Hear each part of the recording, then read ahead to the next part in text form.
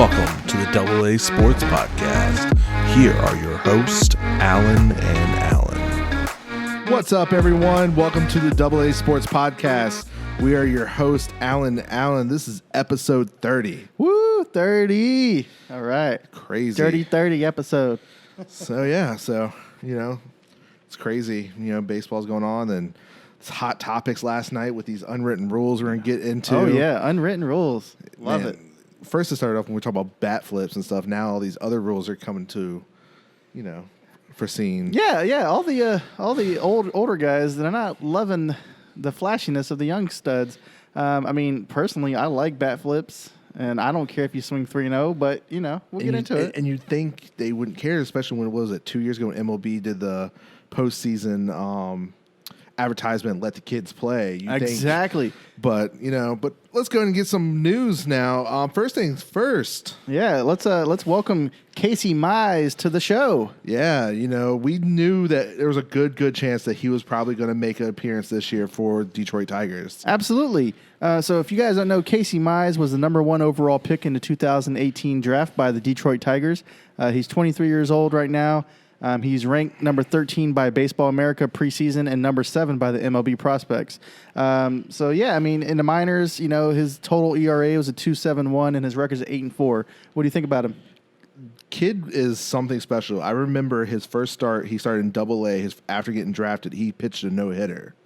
Like, if that's not a statement after going number 1, it's like, what is? I absolutely agree. Yeah, you're right. That's huge news. When I heard that, I didn't think it was going to take it this long to get him up here. Yeah, so, but even though they're in the playoff hunt, they have one of the worst rotation in baseball besides the Red Sox.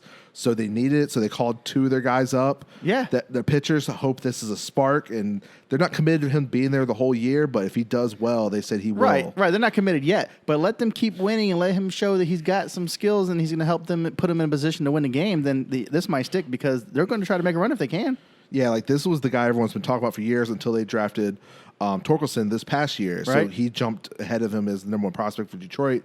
But Casey is the ace that they're depending on for the future to replace Verlander after all these years for that team. Yeah, he's going to be the guy to look forward to seeing in the future in the Detroit Tigers uniform. I absolutely agree. The other guys, Torkelson's getting some looks, but that's because he's a position player. You expect him to get up there quicker.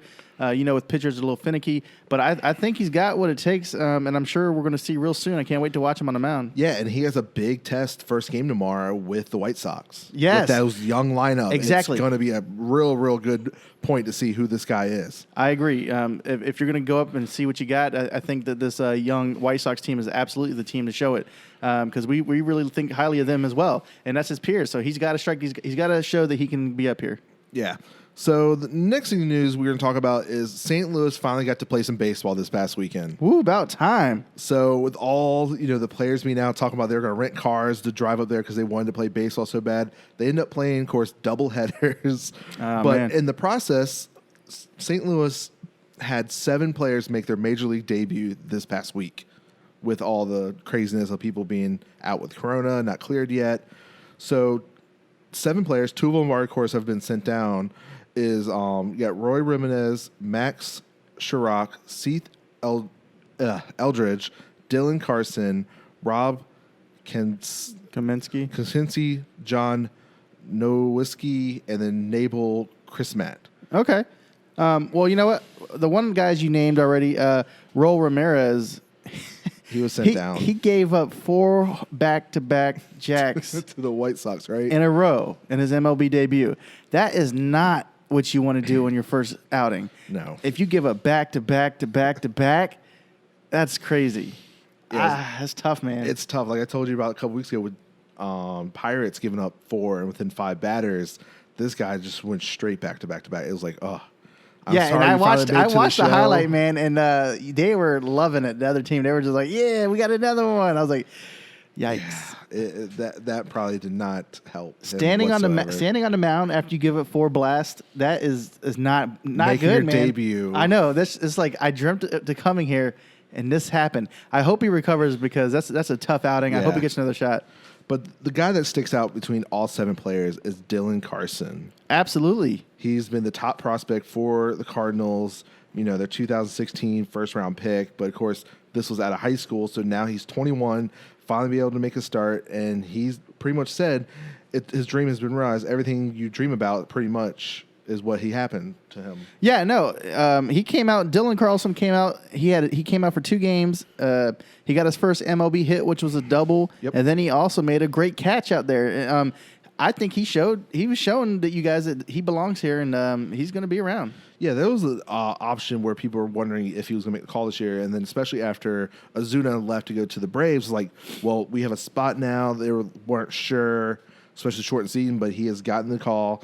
Now, he has proved himself so far. We'll see when players start coming back, what's the deal when they figure out they start winning, because, so many games, they're going to need these players. Yeah, right. And that's why I said, I've been saying it this whole time, is that since we're in such a short season, a lot of guys are opting out, a lot of guys are getting injured, we're going to see a lot of debuts. Yes. A lot of guys in the minors are going to get their shot.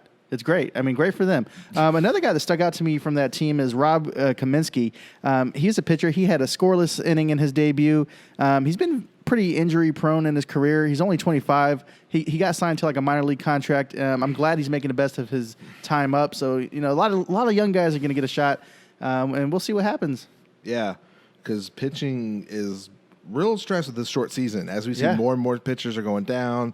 Even fatigue. Yeah, I would say even one of the Mets guys got a fatigue, and he was pitching good for us. Yeah, so it's not bad to have options, especially if other people come back and everyone's good. Like they recall Alex Reyes, Jack Flaherty's his first start. I think it was yesterday for almost 2 weeks. Mm-hmm. Like, it's insane that this long. So you're going to need pitching to stretch these guys out, and especially all these double headers coming up. Exactly. All right. Well, so the next topic is one that we seem to come by fairly often these days. It's another team has a positive COVID test, and it's from the Reds. Yeah, of course, I didn't get to see much of this because during Saturday we had my baby shower. Of course, you were there, and I saw that later that night, game postponed. I'm like, why was it postponed? Rain? And then I saw the article that Reds had a player tested positive, which really happened in the 9th inning of Friday night's game. Exactly. Yeah, they found out the 9th inning of the previous game, but that postponed the rest of the games with the Pirates. Yeah, it was uncertainty. The one I was definitely waiting for was Trevor Bauer's vlog, because he's been vlogging this whole season. I'm like, I want to know what he says. And sure enough, Sunday he dropped it. Was like, well, if you're going to see what goes on when a team tests positive, here you go.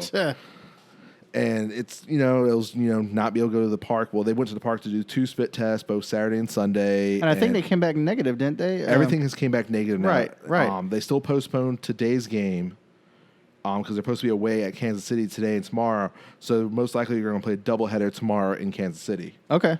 So it's not that bad. No. So really, they missed 2 games with the Pirates, which they play 3 games in Pittsburgh, September 4th through 6th. They have a mutual off day on September the 7th, which could be an opportunity for them to play a game then. And then Pirates return to Cincinnati for a 3-game series, September 14th through 16th. Okay, great. So there's options there. So look, I'm just glad they're not missing 2 weeks or whatever. Yeah. And the only person that did test positive after all the other tests is the one player who tested positive, which we do not know who it is at this time. So, yeah. So, and then other news, the Yankees got bit with the injured bug this past week. Yeah, man. I mean, they're starting to lose pretty solid players that they can't afford to lose at this time of the year. Yeah, 3 stars for the Yankees are out with some injuries. Right. You have Stanton, DJ LeMahieu, and then a Judge. Yeah, and those are huge. Stanton, he's on a 10-day injured list. He's got a hamstring issue, I think. Yep, but most likely going to miss 2 to 3 weeks. DJ LeMahieu, he's on a 10-day as well with a sprained left thumb. Yep, 2 to 3 weeks as well. And then another huge one, like you said, Aaron Judge. But he should be back. I think he's day-to-day, right? So really, he got put on the 10-day. Okay. What he wanted was just a couple of days off. Right, okay. And he said Monday he was feeling 100% better. He was taking batting practice, but because he got the 10-day DL, his first game he can come back on, it'll be Saturday against the Mets. Great. That's okay. Mets are having a tough year this year, and so it's kind of like if you want to listen to your player, it's just a strained calf. I can be good in a couple of days. Why not give him a couple of days rest? Because he said he hurt it on the field. This is him and Stanton got hurt in the same game. I think it was the second doubleheader of the Rays game, and they believe it's the turf at Rays that maybe got him a calf strain because it felt a little tight. Okay. So you think it was just the field, or was it the doubleheader? It could have been a little bit of both. So, yeah, I mean, with all these doubleheaders this year, we're going to have to keep this. We're going to have to keep our eye on this, see how many people get injured during a doubleheader. Yeah, and unfortunately for Stanton, with the injury prone last year, he lost pounds, was looking good, and then you're talking 2 to 3 weeks because of this hamstring. It's very disappointing to him. I don't know if he was looking good. He was looking slim because when I usually see Stanton, he looks like he's in a video game, and he's like ripped from the waist up. He's just huge. But when I saw him recently, he looks like a pitcher. He doesn't have any muscles. I don't know what's going on there. I don't know. But at least the Yankees got a little bit of good news. They got Chapman back from the DL finally from coronavirus, being cleared to go, and I guess ramping up for the season since it was during summer camp early. Yeah, okay. All right, well, speaking of injuries, we have other injuries around the league. Let's get into them. First, I got the 2 Brave stars out with both wrist injuries, both Acuna and Ozzie. Yeah, and they're both on a 10-day.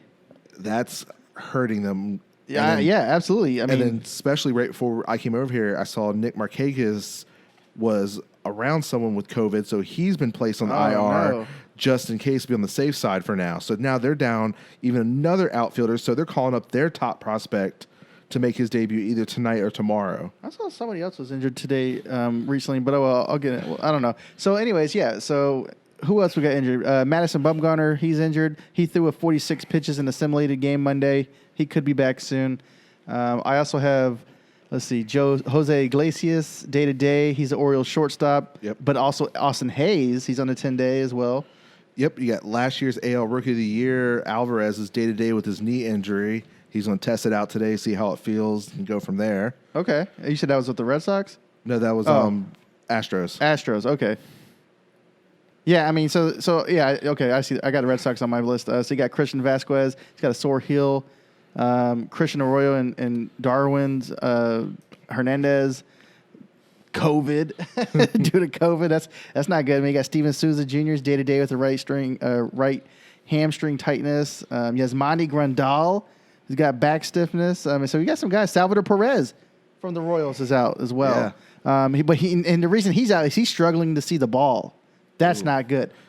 That's not good, especially as a catcher. Yeah, because he got injured, in spring training last year, so he missed all last year. Then, man, and especially his age is probably not. Oh, speaking of catchers, Rene Rivera of the Mets, he's on a 60-day with a bone spur. He's got to get a surgery. Yes. And then we have Michael Wacha and Strasburg are also injured as well. Yeah. And then the Padres, their left fielder, Tommy Palm, is out 4 to 6 weeks for a broken hand. Oof. And also their closer, Kirby Yates, could be done for the year. He has bone chips in the back of his elbow. He's getting a second opinion this week. And that's what I'm saying. This year, man, is going to be different. That's why I hope these guys are protected. I don't know what they're going to do, but given the short season and the short warm-ups, everybody's starting to get injured. You got guys, like I said, they're fatiguing, guys that can't get past the first inning. There's a lot going on. And then Blue Jays lost Bo Bichette with a grade 1 knee sprain, could be out to mid-September after having an awesome week this past week. Man. Nationals lose Strasburg again after going on the mound for only 2/3 of an inning Saturday. They believe his flare-up is from the same nerve injury that delayed his season this year. Really? And then Starlin Castro of the Nationals as well broke his wrist. He's getting a second opinion on the injury. And then, of course, Howie Kendrick is day-to-day with a tight hamstring. Okay. So a lot of injuries. And then Strasburg, it's like, man, you get what? One full start, and then a restart, and your nerve acts up again. Yep. So now Nationals are down another pitcher. That's concerning. It is very concerning because that's something. Nerves are not good for a pitcher, especially in your wrist. Especially after the deal, they just got a brand new deal. Fresh deal, fresh MVP, getting kicked out of games, being a fan of the stands. So, but this past Sunday, the MLB honored the 100-year anniversary of the Negro League this year with a patch on every jersey. Oh, excuse me. The patch features a blue silhouette, the baseball player in the jersey on Sunday. The patch is being worn to recognize, of course, the 100-year anniversary. It was designed free of charge by the Kansas City-based firm that includes a silhouette whose player is not Pacific, but looks a lot like, they believe, Hall of Famer Riley Biz Mackley. Okay. And also what I saw was that some of the games, I'm not sure if it was at all of them, but they even had cutouts of some of the Negro players that they put out in the stands during the game. Good. That is very nice. Yeah, it was cool, man. I was like, oh, that's pretty sweet. I can't remember what game I was watching. It's probably a Mets game, but it could have been something else because I was watching the Angels and the San Fran last night, and I think I saw it there. But speaking of Negro League players that are pretty good, one I wanted to talk about because I just saw a stat, I don't know if you saw my Facebook, and I posted on it, was Satchel Paige, yes. man. Satchel Paige. He threw an estimated 55 no-hitters in his career. He didn't make it to the big leagues until he was 42 years old. And then after that, he made the All-Star team when he was 46 and 47. I mean, that's pretty impressive. And he was still pitching as a coach slash pitcher in 1969 at the age of 63 years old. He struck out Don Drisdale in an exhibition game. That's pretty crazy, man. That is crazy. That's to think about what you had, how good you have to be to throw 55 no hitters. I don't care what league you're in. He was playing pro ball somewhere when he did that. Might not have been in the majors, but and he pitched. He made the All-Star team at like 46 and 47 as a pitcher. That's insane. Like that's how good that some of these players were, and unfortunately never got the limelight until down the road when the stats came up and. Because it says suspected because there's no hard stats, like there's no record keeping back then. I agree. It's unfortunate, but we could have missed some of the best players get stats what they could have been blown away as some of these pitchers that are in the Hall of Fame that we think are the greatest. Yeah. Yeah, who knows? And like you said, I mean, we don't know. It's a completely different competitions, but at the same time, stats like that are pretty impressive. Yes, very, very. I'm glad I'm glad he got his chance to play in the majors, but he got it at a late time of his career, his prime, and he still made the All-Stars. That's what I'm saying. Like early 30s. Just give him 10 years when he's throwing no-nos. Yes, I think he was like pitching back-to-back games, like pitching every day almost, kind of thing. Back in the day, they made him differently back then, guys. Who knows what it was? Like they're just because pitching nowadays trying to throw so much harder. Who knows what it is? Or I don't know. Because remember during the off time they had regular jobs. I know. So maybe they weren't training. Who knows what it was? The difference then. You're absolutely right. I mean, I'm sure there's a couple guys who probably didn't have to, but yeah, it's crazy when you find out stuff like Jackie Robinson. When he wasn't playing, he sold fridges and ovens and stuff in Brooklyn. Yeah, man, it's crazy when you think about some of these greatest players ever. Like this, is what they did during the winter. Insane. All right. So let's move on. Our next topic is we talked about this last week, I think, is the Indians. So we know a couple of their players went out and partied after one of the games and they got sent down. Is there trouble in Cleveland? It could be because, the report is that a player was angered. Yes. Very angered that they broke protocol and that he would opt out if the team brought back both those players into the MLB club. Yeah, he said that he threatened to leave the team if those two players are on the active roster. And can you blame him? No. I mean, think about what they did. They're not thinking about the team. They could have exposed everybody to COVID. Who knows? This person could have a legitimate reason and be like, I got other things to worry about than you guys not doing protocol. Yeah. It was very, we all thought Clevenger before it came out that he was one of the players as well. They said that we were handling it in-house, players should handle it, and kind of find out he was one of them. And it's like, unfortunate the situation. It's, Lindor, I think, said something like, it's unfortunate, but, they stood up and said this is what they're going to abide by the lines, and they broke the rules. But then teammates are very argued about Zach's Instagram video where he largely defended his actions. Oh. He said, I did a little bit of research and found out that a CDC, especially if we were 6 feet apart, changed day by day. For 10 people or less, considered a safe gathering if you, of course, were apart by the 6 feet. And the entire night, the dinner and hanging out at my buddy's place after, we were not more than 8 people the entire night. So the media's portrayal of me and my best friend and teammate being ridiculous with our action when we really were not. Just find that we did leave the hotel, and according to the new rules, we weren't supposed to leave. No, and I get it. And the media likes to blow everything out of proportion, so I'm sure that his story is accurate. But, some of the players, they did accept his apologies and they were okay with him coming back. But like you said, some people aren't. They're okay with it, I guess. They're going to do the time. They did the crime, but at the end of the day, if you guys want to start winning, you got to have your best team available. Yeah. So this is very curious because these are two of their key starters. Yeah. And then Trevor Bauer on his, I think, last vlog or the one before, he's like, I think it was actually the one that we talked about when they finally got the positive test. He's like, they were my teammates. And then for Clevenger, he's like, my opinion is that they sent him down because every day that you're on the roster counts for almost 3 days, really. So if he doesn't play for 2 weeks, he pretty much Cleveland gets an extra year of control over him. Oh, he's like, so I think that's possibly a part reason why. Man, that's see that. He's like, so if he comes up after 16 days, we knew I was right. Man, don't you hate the politics in baseball? Just let him play. Like that's nuts. It'd be if it does happen where like days after day 16, he gets called back up, it'd be very suspect. Oh, and Trevor probably would call it. I'm sure that's what's going to happen, and Trevor Bauer would know. Yeah. So we'll see what happens with them. But we're roughly, as of I think today or yesterday, we are 2 weeks away from the trade deadline. Yes. So what teams could be looking to add to their team to make a run? I'm not sure, man. I don't think teams are going to be as willing to trade this year given the circumstances as they would have been in the past. If there are trades, I'm not expecting big names to be thrown around. No. I mean, there are some players to look out for, like for example, in San Francisco, Mike Yaz. I mean, he's been hot since he's been with the Giants. And if they don't make a postseason run, they could get rid of him because think about it. If he's 30 years old. So he's with the team. He's 30 years old. He's really hot. This is a good time to give him to a team that has a run, and then he gets some good prospects in return, so you get some value out of it. Also, I think that pitchers are really hot. So if there's any pitchers available, that could be something to do. But yeah, man, I don't know. What do you think? So pretty much, I broke it down to certain teams that could make moves. Okay. Rockies, if they keep it a good play, which they've been killing it, they could look for a true center fielder, more defensive. And if Red Sox do a fire sale, Jack Lee Bradley Jr. could be an option for them because he probably won't cost much, and he's a great defensive center field, so that's a possibility for them. Okay. Astros need bullpen help, but will they buy or sell depending on what they're doing? They're turning around a little bit lately. They've been winning. So they could need some bullpen, so they could look for that arm. They're starting to win. They just won one today in extra innings. I think they went to the 10th, if I'm not mistaken. Braves, they need rotation help. Yeah. The young guys are not doing it. Mike Soroka, of course, out with an injury. Cole Hamels on the DL. Could they pry one of those guys from Cleveland that we were just talking about? I think they could, but like you said, the only reason they're sitting them down because they want something out of it. They want to hold their rights to them, like you said. They don't want to get rid of them. They just want to be bullies. Exactly. So I don't know if they're willing to trade.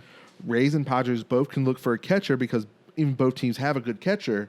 They're both batting less than 100 at the plate. Yeah, man. And they're in, the thick of the playoff race. Yep. And then Phillies, of course, before this weekend, has the worst bullpen in baseball. So they could probably use an arm in the bullpen desperately. Okay. So, but the thing is, will teams willing to give up pitchers? And what is going to be the cost? I honestly, like I said, I'm sticking to what I said. I don't think this is a year the trades are going to be huge. There's going to make a little leadway. I think we're going to see maybe some guys that I'm not sure what we'll see. I just don't see. I'm sure we're not going to see any huge names thrown around. I think it's more so in a week. It's like, okay, look, are we realistic? Like, we got to make a decision. We're almost certain Red Sox going to be fire sale. So the big name we can think of is J.D. Martinez. Yeah. Is going to be the one where we probably think of the big name gets traded. Okay. A lot of money still in that contract. They look like they're about to be in rebuild mode, so let's try to get something for him. Okay. Someone who needs a DH that could possibly work. Like Oakland could look at them for a DH because their DH is not doing as well. Well, depending on who's going to be involved in the trade, I would assume that if they're going to trade for somebody like that, like a big name, and it's going to cost you in the future, then the team who's getting rid of them needs to pay his contract for this season because this season is just such a weird thing. Yeah. So it's really, I think, in a week we'll more separate ourselves, and it's hard. Like, for example, St. Louis. Like, what are you going to do? Like, are you contenders or pretenders? You're so far behind in games. Like, you got to figure that out. Well, if it comes down to win percentage, they don't really care about that. They're just going to have to try to do their thing. Yeah, so we'll know more so in a week who might be looking for something, and especially when we talk about our next subject here in a minute. But it's interesting how, we felt like we barely started baseball, and we're technically almost halfway there, and then we're trade deadline almost. It went by so quickly. Yeah, it's insane. It's like September's around the corner. Like, oh, we're come down to a month left, and we're talking about playoffs. really like focusing on who's in, who's out kind of scenario here in a couple weeks. All right. Well, let's say that the teams aren't going to go with the trade. Their next option is look for free agents. Yes. And speaking of catchers, Russell Martin and Jonathan Lucroy are free agents that could still land somewhere, especially, like I said, the Mets have Rene Rivera, who's out for 60 days. That's basically the season. And then you have some other catchers who, like you said, aren't producing or are hurt still, like Salvador Perez with the Kansas City. So what do you think? A couple of catchers like that sitting in free agency could get some looks? I think when people, I think next week, look at the trade deadline or trade, like start to get feelers and seeing what they want back, they're like, why don't we just sign this guy or let's just go work him out? That's when I think you'll get more of these free agents workouts and stuff when they realize that, are we really going to pay this for a player for a month? I wouldn't. That's why I think the free agent market right now is your best option depending on what you need. Yeah, and I think you have, 3 weeks? Because I think it's like the first week of September sometime is the deadline for them to be on the playoff roster. So if you're going to use them, you need to decide soon. Yeah. I mean, for example, the Mets, like I said, they lost a catcher. There's catchers available. We lost Cespedes. We have Dominic Smith who stepped up. But other teams who need to fill these positions, like, for example, if you need a DH, there's guys out there who can hit. Yeah. You got Mark Reynolds, Lucas Duda, Mark Trimbo. These guys can hit. I mean, yes, they're going to strike out a lot, but if you need this to be filled up, there's options. Yeah. Also, like we said, pitchers. Yes. Any pitcher. There's tons of pitchers on free agency. There's guys that I'm like, yeah, he's good. He can throw. Why are you still available? If you need pitchers, I think we're going to see some signings. Yeah. So one of my guys I got is Jason Vargas. Exactly. I'm looking at Atlanta and Mets. Like, if you're thinking about rotation, need a guy who just can eat innings, not a solid ERA, but he's an inning eater. He'll do good as a fifth starter. What are we waiting for? I think it depends on how the Mets do. I think they're going to want to wait a little bit to see if they're going to start winning.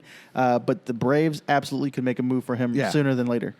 Then another guy I got for pitching wise is Andrew Cashner. This could be something for the Phillies and Astros. Bullpen. He's not a starter anymore, but he was solid out of the bullpen last year.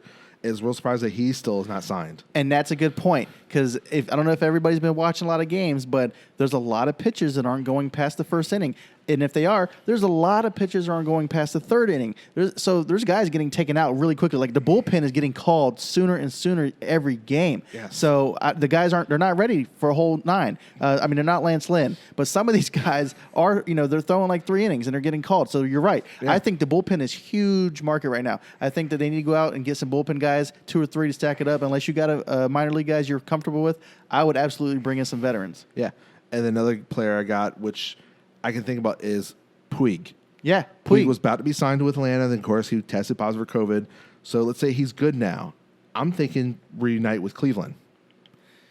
They could use him as outfielder and also as DH. Yeah, but do they want him? Why would they let him go in the first place? I'm just saying, like, some of these teams, like, if they had a past relationship with somebody and they know that he could be of value, why are they not talking to him already? Why are they just like, oh, we don't want to? They're not, what I'm saying? Why are they not touching him? I don't know. I still think, yeah. I mean, Puig would be a good option for somebody.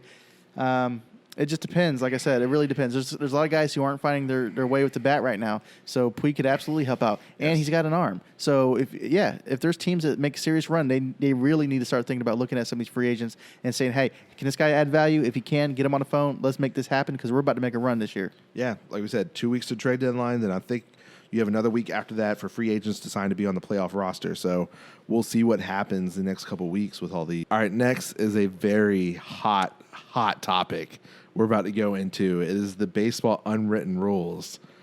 I'm pretty sure everyone's seen it, heard about it about last night.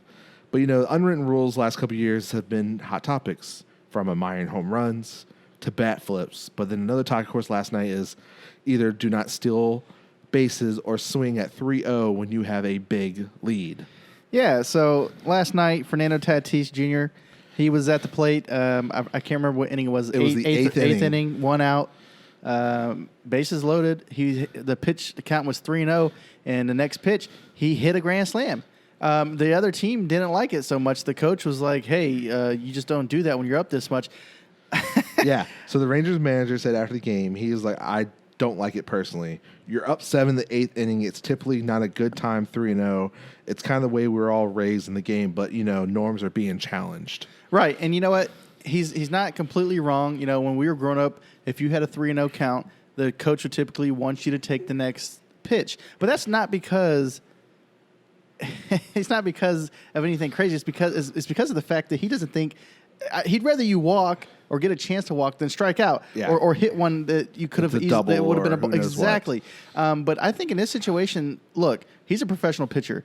If he didn't want him to swing at a 3-0, then he shouldn't have even got to 3-0. He should have made his pitches. And guess what? Fernando knows historically, notoriously, that if you're 3-0, the pitcher's going to throw meat right down the pipe. And guess what? He threw a lollipop and he took care of it. And unfortunately, it wasn't down the pipe. It was to the corner.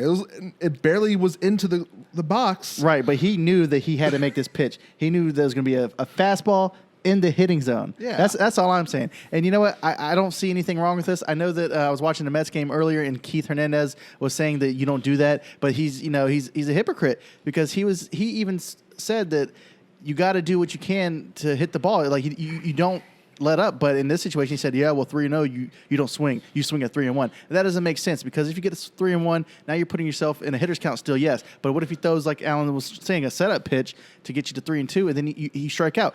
Look, I think that the coach would not have been saying anything if Fernando Tatis would have swung at that pitch and gotten himself into a double play. He'd be like, oh, great, I'm glad you did that. You got us out of a bind. But instead, he took him deep, and now he's all mad. He's salty. And then this is another thought, like, why is this issue now? Because he had a huge lead. Exactly. Well, early in the season, Mike Trout was 3-0, took a pitch, and hit a home run. Nothing was said. Right. Because it wasn't a huge lead, whoop-de-doo. Look, in today's game, you can't afford to just sit there and walk and then get one run off of it. Look, if he didn't swing and they didn't get anything off of that, and they would have ended up losing the game, then what? Then what would the coach say? Yes, you had a huge lead, but what if they put up an 8 spot or something in the 9th inning and they came back and beat your team? That's why you got to put up more runs than you can handle because nothing is guaranteed in this game. There are comebacks for a reason. Yes. You can't let up. That's not the game to let up on. Your goal is to win games, and as players, you want to keep signing contracts. You want to get paid. You're there for a spot. If you start slipping up, your spot's gone. They'll give it away. They don't care. So that's why he absolutely has to do what his job. If he sees ball, hit ball. I don't see an issue. I don't either. It's saying not to try 100% to our younger baseball players, to our fans that are watching. So you're telling them not to try your hardest, not to give 100%. Oh, you have a huge lead. Just slack off for the last couple of innings. Let's get this game over with. But we know comebacks are happening. The game's not over till the last out is out. We have seen comebacks. We have seen close games. Like there's reason for these story moments. Like if you remember, if you of course watch Moneyball, the horse store game. You know they were up huge. Exactly. And he went to go to the game, and then they blew the lead. Right, and that could have easily happened last night. It could have. Right, and like I said.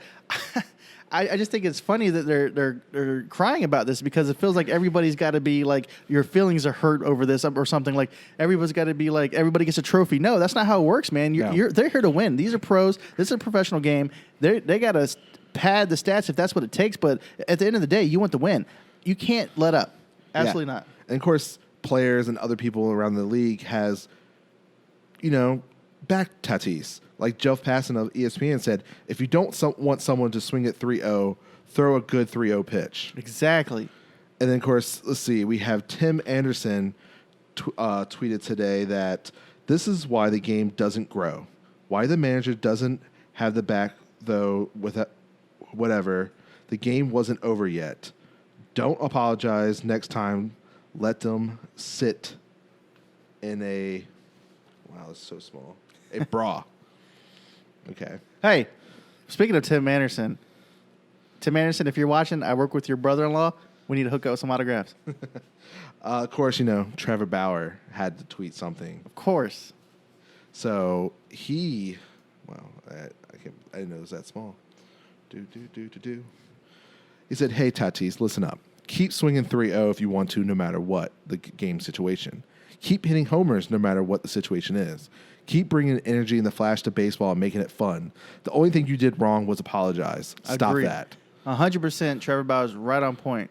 And then Colin McGraw of the Red Sox said, swinging 3-0 count should not be against any rules no matter what the score is. Before a game, I would always to see what percentage a guy swings 3-0. If it's over 20%, it means I can't just groove one. The guys who never give you a pitch at the plate are the toughest at-bats. And I'm sure that Tim Anderson also said that because he also hit 2 home runs last night. But also, I agree. Oh man, I lost my train of thought there. So, and then my last one I have is Johnny Bench. So you take a pitch, you're now 3-1. Then the pitcher comes back with a great setup pitch, it's 3-2. Now you're ready to ground out into a double play. Everyone could hit a 3-0 grand slam, are huge stats. Exactly. And yeah, so that's what I'm saying. If everybody thinks that this is a bad idea to not swing at 3-0, then why not make it a rule that when you get to 3-0, then you automatically go to 3-1? That's dumb. Think about what I just said. If you think 3-0, you're supposed to automatically take a strike, then why not make it a rule to make 3-0 automatically 3-1 count? See, doesn't make sense to you, doesn't make sense to me. Go ahead and swing at 3-0. Yeah. And then this whole unwritten rules, and then if you think about, and then I know you've seen this, other people might have seen this too, we'll post it on the video of all these, is Instagram story said, so the Rangers are mad about Tatis swinging on 3-0 up 7. But don't forget, the Rangers beat the Orioles 30-3 a couple years ago. Exactly. You don't let up. I don't care. And I know a couple years ago there was like a coach for some girls' high school team. He got fired after he let his team beat them 100-0.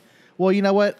Look, this is a competition. If you don't want to be embarrassed, I don't know what to tell you, but you got to do better. It's just we're getting soft as a country and everything. Everything. These trophies, unearned trophies. That's what it is. Yeah, I didn't care about the trophies we got. Yeah, it was cool we got a trophy, but we didn't do nothing when we played T-ball.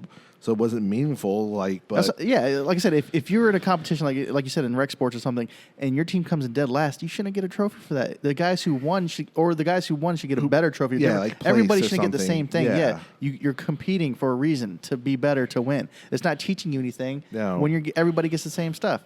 No, yeah. This is the mentality we have. And then the whole unwritten rules about other things like the bat flips.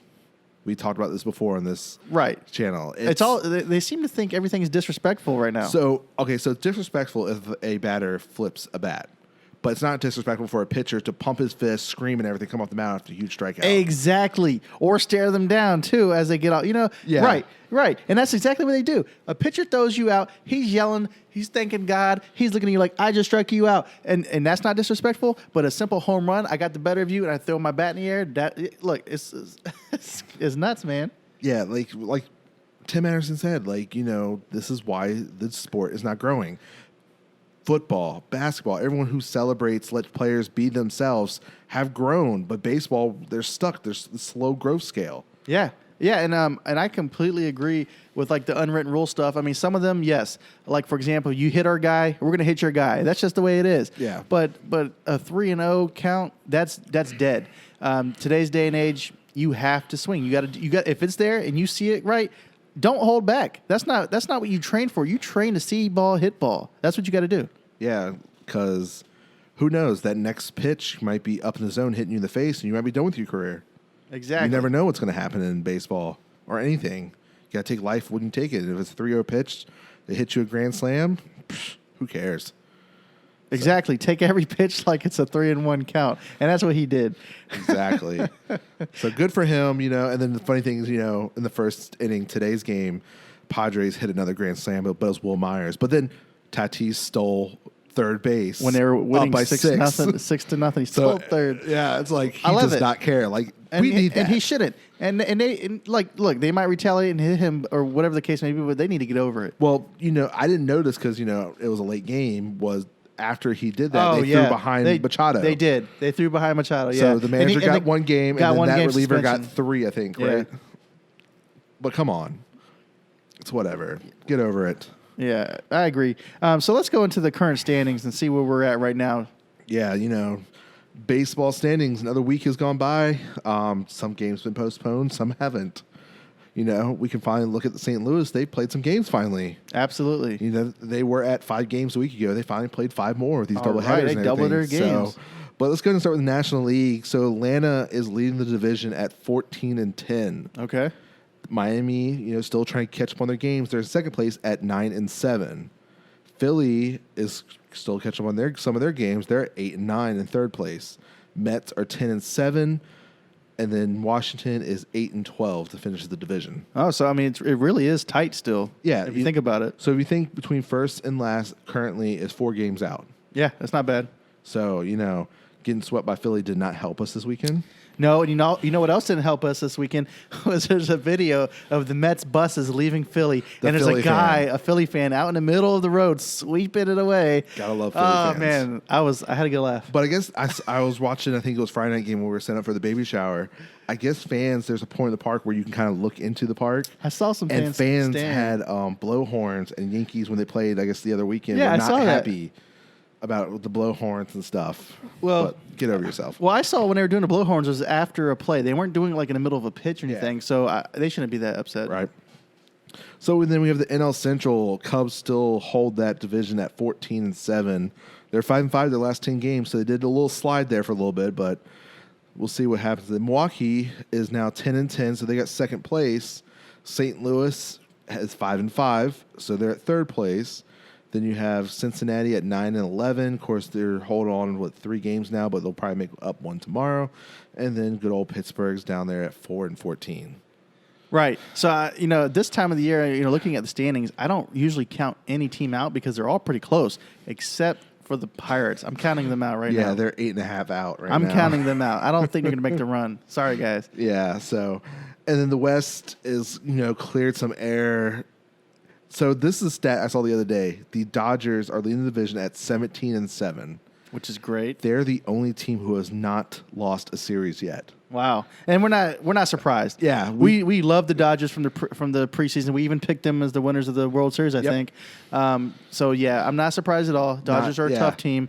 Good for them. Yeah, Rockies are right there still. They had technically the lead by a smidge margin last week. They're in second place at 13-9. And you could thank Blackman for that. Yeah. And then Arizona has now creeped back up because they were in last place last week in the division. Now they're 12-11 in third place. Padres are 12-12 currently. And then Giants have just fell off, and they're 8-16 now. Right, and that's why I said Mike Yaz might be a good option to trade if you were going to trade somebody, just based on the value you could potentially get back for this trade. So, yeah, if you look at National League right now, you got Atlanta and Miami representing the East. Chicago and Milwaukee represent the Central. You have Dodgers and Rockies representing the West. And then your 2 other playoff teams looks like would be Arizona and Padres right now. Okay. Of course, by win percentage, but St. Louis is 5-5, so we'll see how many games they compete to get that win percentage of what they do. Right. So let's get in the American League now. So the Yankees hold the division still at 16-6. So with those injuries, there's still the guys have stepped up. Yeah, man. But that's what you expect. You expect the Yankees. They pay really good for their players. They know they have a good team. Next man up is not an issue. Yeah. They're missing 2 really big hitters, but like you said, it's not a huge issue for them. Yeah. And then Tampa Bay are right there, not far behind them, only 2.5 out at 14-9. So they're still in that prime playoff position. Yep. Orioles are still sitting right there at 12-10, right above 500. Yeah, they're not trying to go anywhere. They're trying to be in the hunt. So we'll see what happens over the next 2 weeks. Are they finally going to keep going? They're going to start scaling back.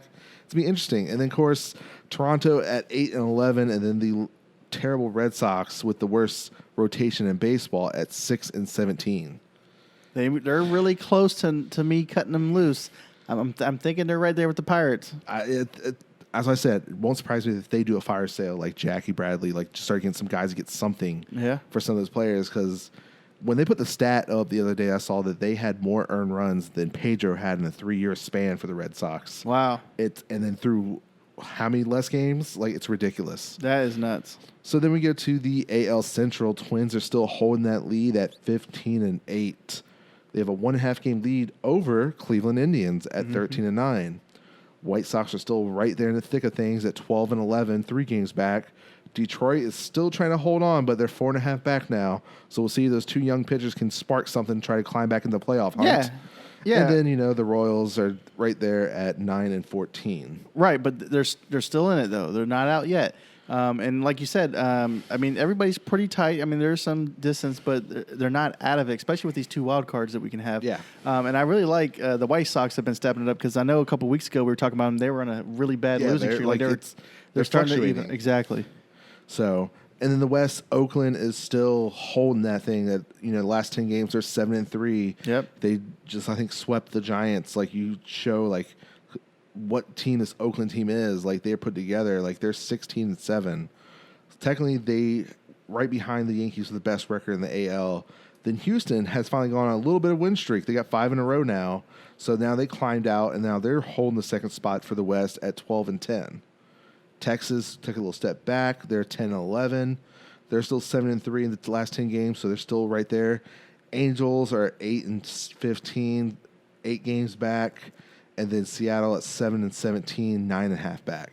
Yeah, it's crazy. Houston is starting to make a little run. But even during this run, I'd love to see what Altuve's stats are, because every time I see him, he's not getting hits. He's not hitting. He's straight terrible. So just imagine what would happen if everybody on their team was hitting like we think they could. Yeah.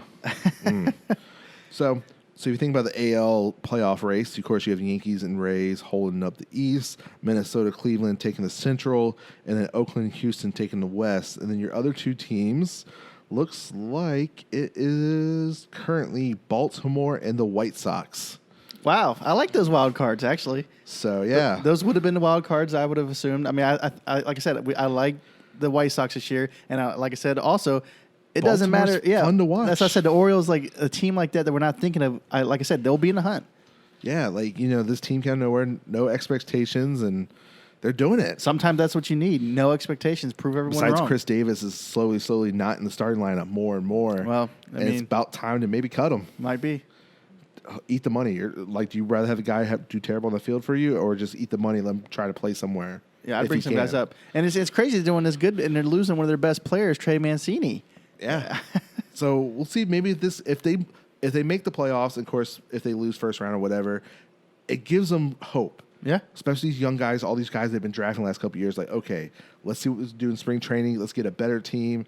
Like, when that whole regime turned over, like, we knew it was going to be a couple of years, but this extra playoff might give them a little spark. Yeah, it might actually give their fans something to enjoy watching. I know it's been a while since they've had a pretty solid team. Yeah. But yeah, that's good for them. So next we got to talk to our favorite players of the week. Yes. So, we've been doing this every week since the baseball season started. I'm still sticking with one position player, one pitcher. I don't know if you got one of each. Yeah, I think I got one of each this week. All right. So you want to start National League or American League? Let's go National League this week. All right. So who do you have for your position player this week? All right. So my position player this week might be a little biased but I got Dominic Smith at the Mets. Okay. Dom Smith, the last 7 games, he's got 11 hits, 4 home runs, 10 RBIs. He's batting .393. Yeah, I like everything he's doing. Every time I watch a Mets game and Dom Smith's up, he's producing. He's keeping us in the game. He's helping the team win. He's doing his thing. He's trying to earn a permanent spot. Yeah, it's unfortunate that Pete jumped them in the prospect the last couple of years, and then it's a blessing in disguise that Cespedes opt out that's giving Dom more playing time at DH, and then swapping out Alonso and Dom to play first base, and then of course Dom can also play outfield now. So he's doing Reyes is just rotating him, and Dom has been the bright spot. Like, he leads the team in home runs for a guy who wasn't the starting lineup opening day. Exactly, and he's starting to get up there enough plate appearances to actually participate in the league leaders of whatever the stats might be, because he is up there now. He just doesn't have enough hits. And just a side note, speaking of players who are stepping up for the Mets, Robbie Cano is doing pretty good too. Yeah, even though he was hurt for a little bit, I did not know he was batting over 400 until last night. Yeah, he's really been. And I looked at the stats, like, he has been. Every time I see Robinson Cano in the lineup, I know it's like he's doing it, man. Yeah. He really is. So my position player of the week is Jesse Winkler of the Cincinnati Reds. Okay. So in this past 7 games, he's had 20 at-bats, 13 hits, 5 home runs, 7 RBIs, and had a .650 average for the last week. Wow, that's impressive. So, and then, of course, for the season, he's batting .365, of course, 5 home runs, 8 RBIs, and with a 1.196 on-base percentage. Great. That's a great stat, man. I hope he can keep it up. So they definitely need this guy, and he's a young guy that, at 20, I think 25, 26, he's that bright spot for the Reds, and then with the other guys they added, like, he's doing his job. So do you have a pitcher this week? Yes, I do. And the pitcher that I have this week is Max Fried of the Braves. Okay. His last outing, he went 6.1 innings pitched. He had 4 hits, 0 earned runs, 7 Ks. But for the season, he's 3-0 with a 1.24 ERA. He's holding it together, especially with Mike Soroka out. Yeah, like with Soroka, and then Shane Newcomb had a terrible couple starts, so they sent him down. Like that's why I said that rotation needs help with the Braves. Like, this guy is going to be the ace for now, I think. Yeah, he's probably going to step up eventually. Be the guy this year. Okay, he's a good guy. Like he was a prospect that everyone's been wanting to see if he could do anything, and we thought this year could be the year. And so far, so good with him. The guy I have is also a division rival, but different team. I have Aaron Nola with the Phillies. Okay. The last 2 games, he's 2-0 with 15 innings pitched, 5 hits, only 1 earned run allowed, and 18 strikeouts. Solid. Yeah, that's solid. What else can you ask for? And then so far of the year, with 4 games, he's 2-1 with a 2.05 ERA with 37 strikeouts. Perfect. We know the Phillies are struggling. Bryce Harper's not struggling, though. He's doing his thing. Finally. But, it's good to see they have a pitcher who's actually keeping him in it. We all knew he was the ace, and he just needed other people behind him. Yeah. And they finally got Wheeler this year, and Wheeler's been stepping up. But after that, it was like all those question marks between the young guys and then, like, Arrieta, what kind of guy he's going to be. So, but still, Nolan's doing his job, especially after getting that pay raise. All right. Well, who do you got for the AL? So my position for the player we just talked about a little bit earlier about him getting hurt, but before he got hurt is Bo Bichette. Yeah. Last 7 games and 28 at-bats, he had 13 hits, 4 home runs, 10 RBIs, and batting .464 in that span. Wow. Yeah. Wow. Our position players have very similar stats in the last 7. And he was having a real good, rookie breakout. He was batting .361 with 5 home runs, 13 RBIs before getting hurt. So unfortunately, with getting hurt, it's probably going to any information about him getting rookie of the year is probably out of the window now, missing probably 3 to 4 weeks. Man, that's too bad. Unfortunately, but we'll see when he gets back if he comes back sooner. We'll see. So who you got? Yeah, so a guy I have has very similar stats in the last 7. My pick is Brandon Lowe. Okay. He's got the last 7 games. He has 13 hits, 4 home runs, and 10 RBIs, and he's batting .448 during that span. Like I said, for the week, I think those are pretty solid stats. There might be other guys that are better, but for my personal opinion, I like what they've done. Yeah, like we can say, Mike Trout's still been killing it since becoming the dad. Absolutely, yeah. But I can't pick Mike Trout every week. Yeah, it's like what is this dad juice you're on? But other players are huge stepping up. Okay, so the pitcher, who do you have for your AL pitcher? So my AL pitcher, I kind of mentioned in the beginning of the podcast, is Lance Lynn. Okay, we have the same guy. Yeah, he's 3-0 with a 1.1 ERA. His last outing, he threw a complete game. 2 hits, 6 Ks. But I think pitchers like this are going to save the season for teams, man, because how many guys are going to be able to go 9 innings? If you go 9 innings, you earned it, man. Yeah, in the 5 starts, he's 3-0 with a 1.1 ERA. Is what's saving the Texas of being a terrible team. That's what I'm saying. With his starts. And this is a guy we thought, he's been injured. Like, what can he be? And because we thought Kluber was going to be that guy. Of course, Kluber's hurt. Yep. Lance Lynn has stepped up. It's like, man, if you had Kluber any way that he was, what kind of Texas team would we have? And that's what I'm saying. And especially, like I said, from what I've been seeing this season, there's a lot of pitchers that aren't going past 3 innings. There's a lot of bullpen coming in. If you can get a guy who can at least get you to 6, that's fine. But this guy took it to 9 this week.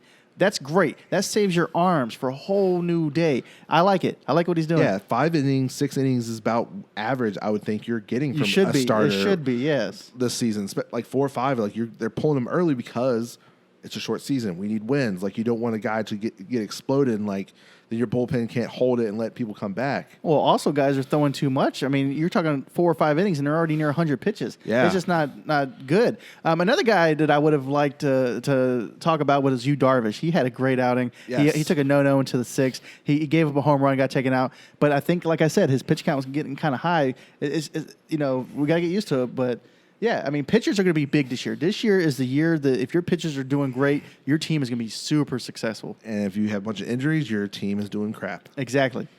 Unfortunately. So if you thought you had a stacked bullpen or some young guys that you can call up, you're good. If not, it's a long season for you. Yeah, and we're going to keep an eye on all these pitchers for sure. Yeah. All right, so let's talk about some Mets news. So, Mets, we're huge Mets fans, so we got to talk about it a little bit at the end of each podcast. We're going to try to go more and more into depth. So what's the first thing we're talking about, Alan? All right, so the first thing has been hot topic since I can't remember how far back. We've almost talked about this on almost all of our... Every other week at least. Exactly. It's about the sale of the Mets. So it seems like the Wilpons, they really want A-Rod's group to purchase the Mets. So... Mets chief operating official Jeff Wilpon reportedly is allowing his personal decision to get influence of selling the National League East team. Jeff hates Steve Cohen. Yeah. A source close to the sale has told the New York Post that he wants A-Rod to come away with the team or make Cohen pay double the nearest offer. This has been a squeeze job for weeks now. So even though he says this, I still don't believe him, because if A-Rod's group comes up with $2 billion and Cohen offers $4 billion, do you really think he's going to sell to A-Rod? I don't know, man.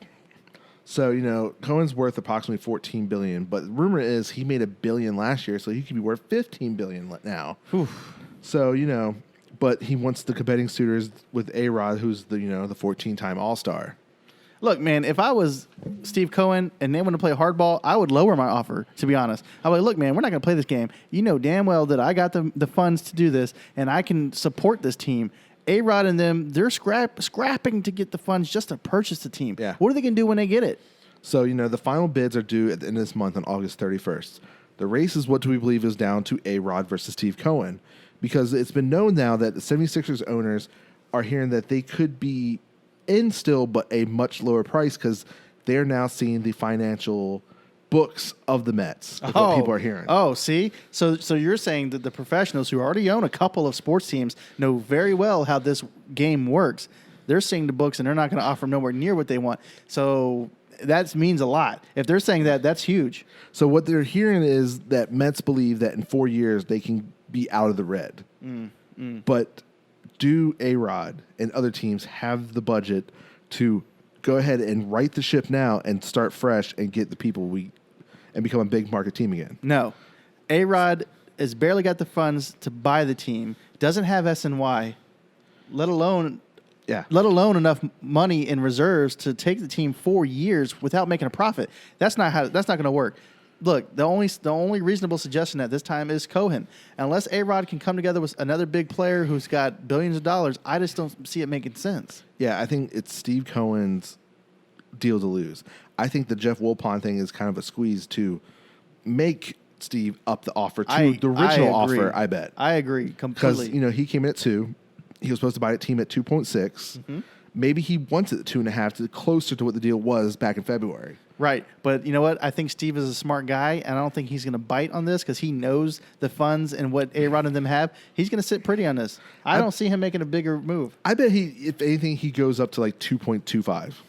I can see something like that. Maybe with some stipulations thrown in there to stick it to them. Or, he says, look, I'll give you 4 or 5 for everything. Give me S and Y. Yeah, he's going to need it. I think so, because the rumor is that's why he kind of stalled it, and then also he didn't understand that the Wilpons were going to run the team for 5 years.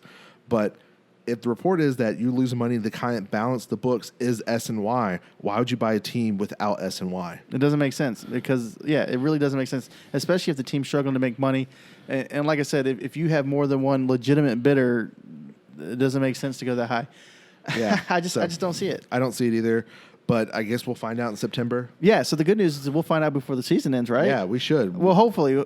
Hopefully within the first 2 weeks of September, the final bids are in.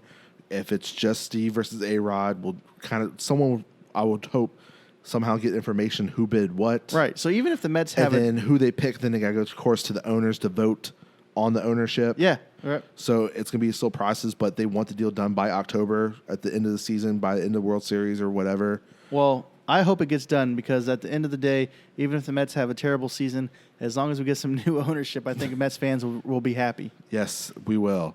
So next thing with the Mets news, Mets added 3 of their top prospects to the 60-man player pool. All right. So the Mets added three prospects, sending catcher Francisco Alvarez, Matthew Allen, and shortstop Ronnie Machado to the alternate site in Brooklyn over the weekend. Alvarez is 18, is the team number 2 prospect by MLB.com, was Consistent's top 100 prospect entering 2020. He spent rookie year last year hitting .312 in 42 games between Gulf Coast League and Advanced Rookie League. Allen, of course, is 19, is the Mets' third-round pick from last year, ranks as a top 5 overall prospect, according to MLB.com and the organization. Righty also spent his first 2 summers in rookie ball at 8 1/3 inning over 5 outings before a 2-inning cameo in Brooklyn. Adding those 2 guys kind of give us a balance to our depth. Adding adding the arm, adding the catcher, and two of our biggest prospects, Luis said, is for them is to come in, to be in the environment, to get some competitiveness at a great level. We have some great veterans, guys at the site, so they can have competition, create there, and for their development. Okay, yeah. So once you first told me who they were, at first I was like, well, that's pretty crazy. They're bringing these really young guys up. But from what you're saying, I'm not sure if they're going to see any time in the big leagues. They're basically going to be there to get some experience with some of the big guys around. But then some Mets fans have raised eyebrows at this because by adding them to the 60-man pool, they're eligible to be traded ahead of the 31st deadline. Even through MLB rules for 2020 stipulate that anyone in the system can be dealt, but they would have to be a player to be named later until the season ends. Gotcha. Well, I don't know if the Mets are in a position to make any good trades like that, but so you think it could be trade bait? A little bit of... Catcher, no, because if we don't... We need a catcher. If we don't sign JT Realmuto this offseason, that's our future catcher. And what's funny is I was thinking that with Rivera hurt, maybe they brought him up. Maybe he could see some time. I don't know, though. And then with Allen, it's like, do we get that desperate that we keep losing starting pitchers? Is that a chance? So, hold on. Speaking of catchers, and I know this ain't Mets news, but Pedro Severino is doing his thing for the Nats, man. And that's a person that if Orioles slip up, they could trade. Yeah, absolutely. Because they have a top prospect that should be there sometime next year. Well, they got a couple of catchers. And Chance is not doing bad this year now, so it's like they might have a willingness to trade a catcher. And like I said, I just thought it was funny because Pedro Severino is actually crushing. Anyways, back to the Mets prospects. But it's gonna be if they get some development. They've been rookie ball. Yeah. So if they see these guys that pretty much are AAA and stuff, they're gonna get some competition. Mets actually can see what these kids can do, maybe, and then maybe they'll start AA. Hell, if they do well, AAA possibly. Next year. Well, this would be better for them anyways because you're playing A ball. You're getting a lot of wild stuff. The higher that you go, the better the quality. So they're going to see some really quality stuff, and that's not a bad thing because it actually might help them in the long run. So I like this move. Yeah. So we'll see if anything comes of it. All right. Well, speaking of players, what do you think the Mets should do with their rotation? Dude, it gets worse by the day. I agree. Every time I see Zellman come out, man, I'm just like you said, this is one of the guys that's not going past 2 or 3 innings. And it's like, well, are we going to put Lugo in there? Are we going to get somebody else? Our pitchers are hurt. Yeah, DeGrom got scratched the other day, which was disappointing Friday night. He's supposed to start tomorrow. So, yeah, if everything goes well, he starts tomorrow. So it's like, okay. But then the 2 games after that is the question mark. Matz has been terrible. It's time for him to go to the bullpen. Then after that would have been Waka's spot, but of course he's still injured. So now with Peterson going to the DL today, effective by Friday, Allsworth started for him, which looks like he didn't do too bad. I haven't looked at the box score, but he only gave up 2 earned runs. But this is a AAA pitcher. Like, it's Miami. Like, we face Yankees this weekend, which Allsworth or whoever it is going to be one of the pitchers this weekend against the Yankees. And I think it's in Yankee Stadium this weekend. It's unfortunate. Like we said, is Jason Vargas an option? He has to be at this time. But he can't be ready. They'll have to sign him and throw him to the ultra side to give him a simulation bullpen before they can pull him up. It's like, what do we do? It's funny is at the beginning of the year we had an issue where we had too many starters. Yeah. Now we don't have training before Syndergaard went out. It was like, who's going to make the rotation? Who's going bullpen?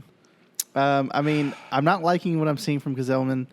I kind of think maybe Lugo should get an opportunity. I understand. We can't afford to sit Mats. I understand that Lugo is our bullpen guy. He's our reliable guy. He is the only guy who's reliable.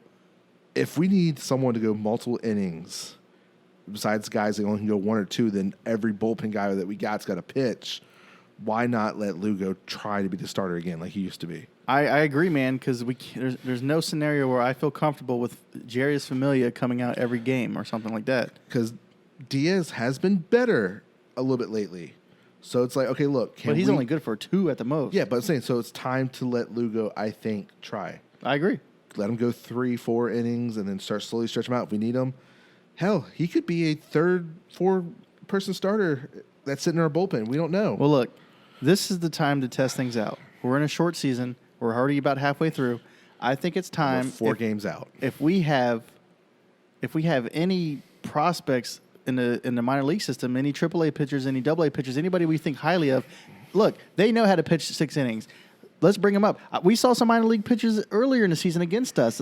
It's time to bring these guys up, give them a shot. We can't rely on guys who are unreliable. Yeah. And look at David Peterson. Everyone thought he wasn't probably going to be up with the team till next year, and unfortunately, we had some stipulations. He got called up, and he has done well.